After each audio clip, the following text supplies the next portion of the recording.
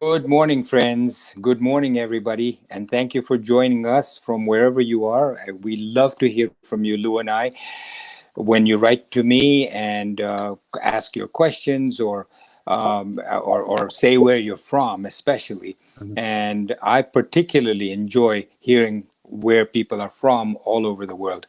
Um, Lou pointed out to me, and my apologies for this, that last episode, when we were talking about verses 24, 25, 26, I was a little down or not my usual self. And for that, my apologies. I explained to Lou that I did have something pretty heavy going on. And so I was preoccupied by that, but I should still not allow that. I'm a psychiatrist, plus I'm studying the Gita. And so I should recognize that the two things should be kept separate. So I'll try my best to be more upbeat today. You are a human being, though, so Yes, I'm a we human have these being, and things. Yes. certainly just still in kindergarten as far as this whole study of the Gita. So today we're going to be doing 27 and 28, verses 27 and 28 from chapter 6, which is the chapter on meditation. And verse 27 says, "Verily, supreme bliss comes to this yogi whose mind is totally calm, whose passion is calmed, who is sinless, and who has become Brahman." So we have the Upanishad, the Gita has talked to us about three bodies that we have. One is the causal body, which is in Sanskrit known as the Sukshma Sharira. Sukshma Sharira. We also know the Sukshma Buddhi. This is the Sukshma Sharira, which is the causal body where the vasanas are. When there's no vasanas, then you're sinless. The subtle body, which is the mind and intellect, and what we are being taught here to do is to become perfectly peaceful. And the gross body, which is our physical body, and what you're looking for is what separates you from the Atman, which we've talked about before, is your desires. How do you remove those desires and vasanas? You remove those desires and vasanas by doing the three yogas, the karma yoga, bhakti yoga, and jnana yoga. The body is involved in karma yoga, where you're doing things physically, using your body to help others, selfless sacrifice for others.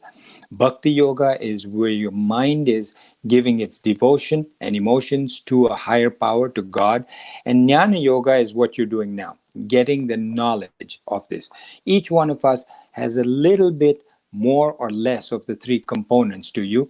Some are more intellectual, they prefer the jnana yoga. Some are more physical, they prefer karma yoga. And those are who are more mind oriented are more bhakti oriented. They do more devotion, prayers, hymns, etc. So sinless refers to those vasanas and desires that are within you that are preventing you from reaching the Atman. So you are fulfilling and thereby increasing your desires. Each time you have a desire, if you fulfill it, it actually surprisingly leads to more desires for the same thing or something similar. So, and it's a long story. We've gone over this a few times in the course of the past few episodes. So, when you have a desire, fulfilling it rather than making it go away because you fulfilled your desire actually leads to that vasana increasing. So, it prevents you and takes you away from the Atman, and therefore it is known as sin. Um, Sin is not, you have to erase that old concept from your mind of what Right. sin is, what we were taught. This sin refers to those vasanas, desires that takes you away from yourself, the Atman, and that's known as in Sanskrit papam, pap.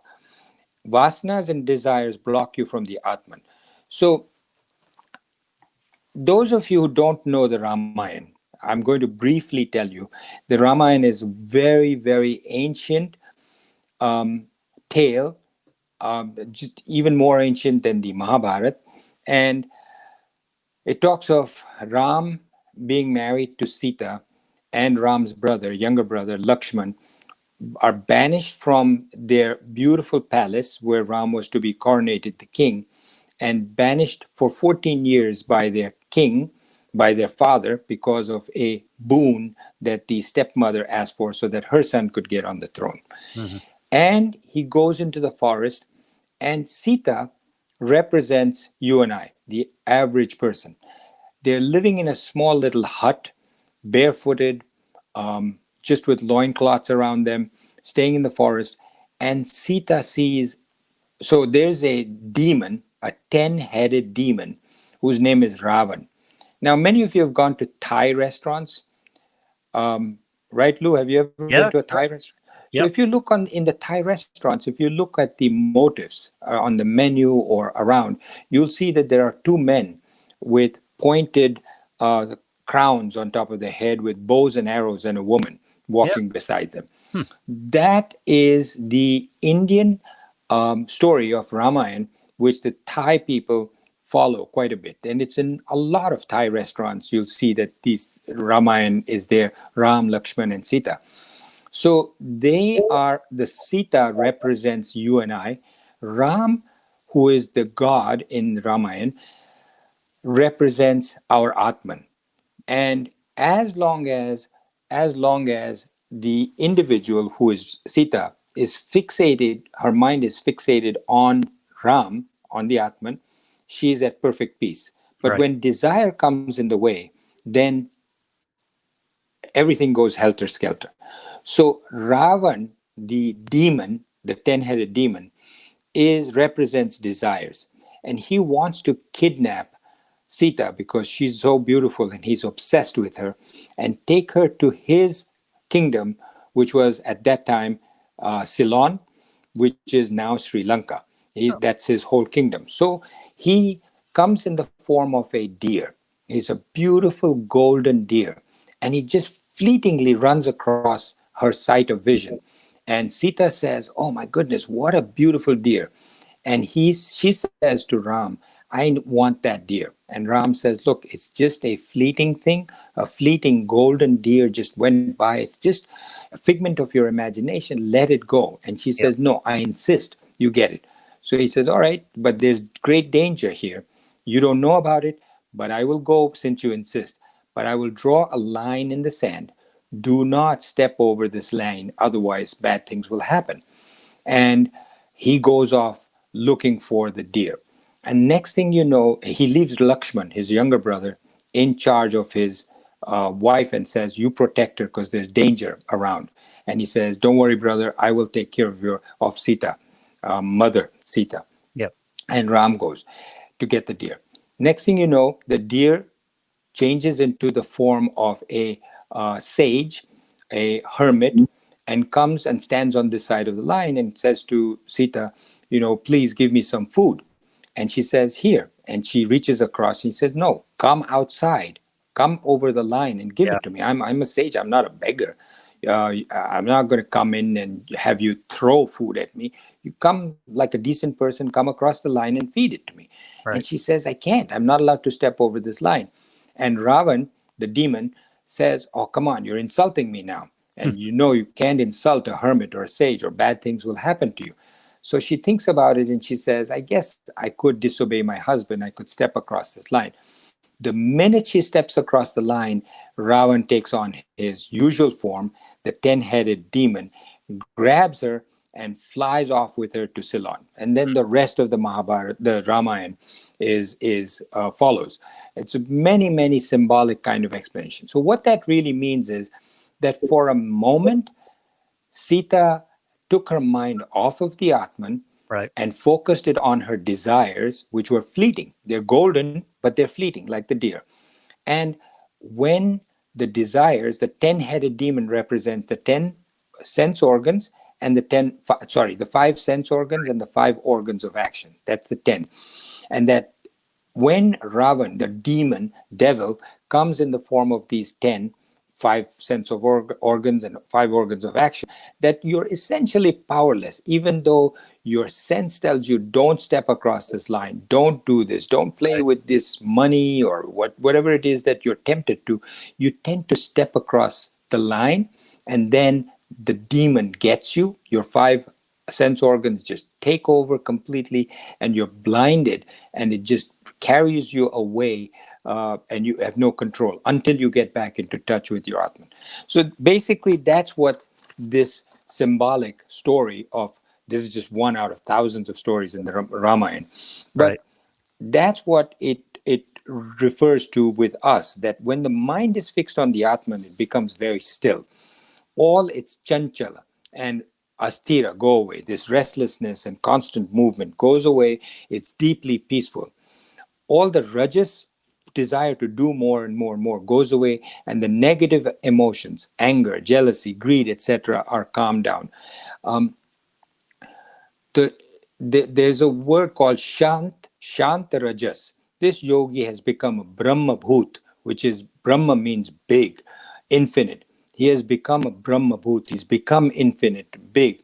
And what we can think of is that we are an individual small little stream that becomes a river that goes into the ocean, and then we merge with the ocean, and that ocean is infinite, that we can become that infinite from this river that we are. So verily supreme bliss comes to this yogi whose mind is totally calm, whose passion is calmed, who is sinless, and who has become Brahman. So verse 28 says, in this way, constantly practicing yoga and meditation to become one with the Atman, finally, the yogi is freed from sin and easily attains the bliss of contact with Brahman. So we've talked before about sin being mental agitation. Sinless means absolute peace and tranquility. This has to be something that you have to follow throughout. It Right. doesn't happen just because you go to church one day out of the week, or temple one day of the week, or you attend a lecture or listen to something, and then you go about your usual business. If you're in a store, or you're a shopkeeper, and you start to fleece people, Right. or cheat people, it doesn't work. It's got to be a pervasive attitude and a full-time pursuit, a constant effort. And when you do that, the Gita says in many verses that you easily attain the infinite bliss of contact with Brahman. So, I think it's also an important point to keep reemphasizing is that you cannot do it through willpower. You cannot do it through restraint. You have to do it through knowledge, because restraint doesn't work. correct. Yeah. Correct. It has to be, you can't do it with aggression. You cannot do it by force. You cannot do it by willpower. You have to do it through the three yogas. And what you're talking about, Lou, is the jnana yoga, through knowledge. But you can also, those people who are more mind oriented, have been very successful doing it just pure devotion, devoted to God, and just focusing 100% of their time on devotion, or just complete sacrifice of their body for the service of people, like Gandhi or Mandela. So doing for others, completely sacrificing their own personal selfish needs for the sake of others. So Krishna directs the meditation on the self. Meditation means concentration. Dhyan means to pay attention. Pay dhyan to your breathing, if that helps you to take your mind away from other thoughts. Pay dhyan to this mantra that we talked about in the last episodes. And that helps to purify your focus and your attention. So this analogy is probably my favorite analogy in all the scriptures. And that analogy I promised you in the last episode I would talk about today. The analogy, it says, now first, remember what we're talking about here is that after thousands and thousands of births, our mind has finally come to become one with the Atman again. Until that, every life you're focusing on outside desires, and it keeps going and coming back, going and coming back. It's not happy, and it's seeking the mind, but it doesn't even know where the mind, or seeking the Atman, sorry, and it doesn't even know where the Atman is. The analogy is that of a big world. Imagine thousands of years ago, there were these big ships that went around the world, and it took them years to go around the world. And it stopped at various ports to do trading, but then continued around the world. And there's a book, by the way. I don't know if you've read it, Lou. It's fascinating. 1492, the year China discovered America. Oh, And have you read it? No, I have not. Oh, it's worth a read, all of you. It's written by a British submarine captain that basically says he did a lot of research with a lot of photographs in there that shows that before Columbus ever landed in the Americas, the Chinese and the Indians had gone around the world many, many, many times. Mhm. But anyway, I'm going off the story. The story, the analogy is that of a ocean-going ship that goes around the world that takes many years for it to go around. And let's say it's leaving from a port in India, Coimbatore, where these ships usually started from. The Chinese came down into Coimbatore, got into their big ship with 700 sailors. That's how big these ships were. Yeah. And then would start off and go to Africa, and then from Africa to Europe, and from Europe to North America, etc. Would take them a long time. Imagine that an Indian bird in Coimbatore said, "Oh, nice ship. I'm going to sit on the top rung." And it sat on the rung. And as the ship set sail away, the bird was very happy as it's going. It says, "Wow, look at me. I'm way up on the top sail of this boat, Yep. and I can see my home going in the distance." And as it continues the ship, the bird says, "Okay, I think I'll fly back home now." And it starts to fly, and it realizes it's too far away from home, and it keeps coming back to rest on the sail. And Right. it says, "How am I ever going to get back home?" So it stops at the next port in Africa, and it says, "This is not my home. It's land. I can go, but it keeps coming back to the ship." And only when the ship completes its complete circuit around the world and it comes back a long time later to come back to the original port where the bird got onto the ship is when the bird is finally happy and back home again. And what the scriptures say is that when a yogi finally his mind gets to be one with the Atman, it's like that bird. After many thousands of lives, the bird has come back to its own homeland. So I love that analogy. I think Oh, about it often. I do too. It's beautiful. It's beautiful. So, a question that is often asked is, how do you know when you're getting close to the Brahman? How do you know when you're getting close to the Atman? And the analogy is of that of a blind man entering a huge room where there's a fireplace.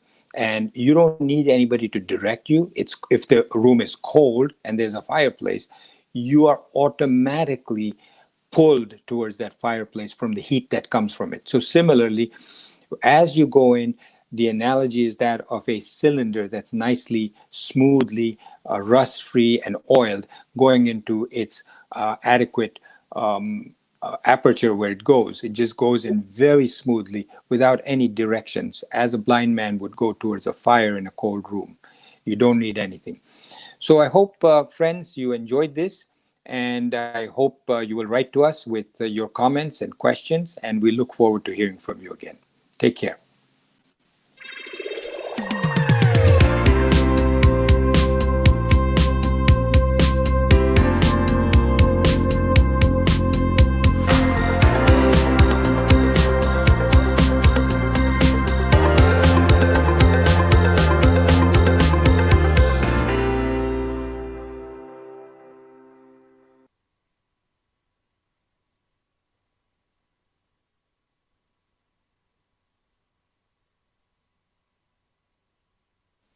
Lou, are you there?